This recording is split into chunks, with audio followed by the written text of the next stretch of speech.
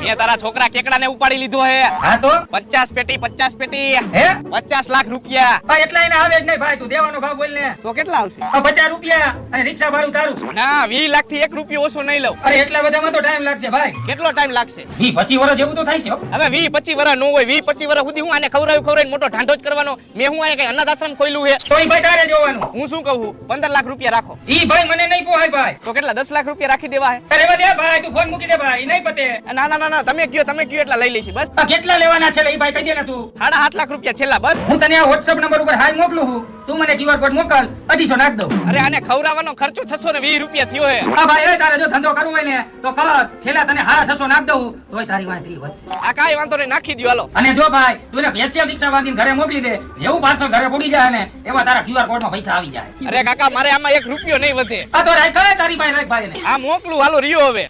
હાલે તું આને ઘર ભેગો કર રિક્ષા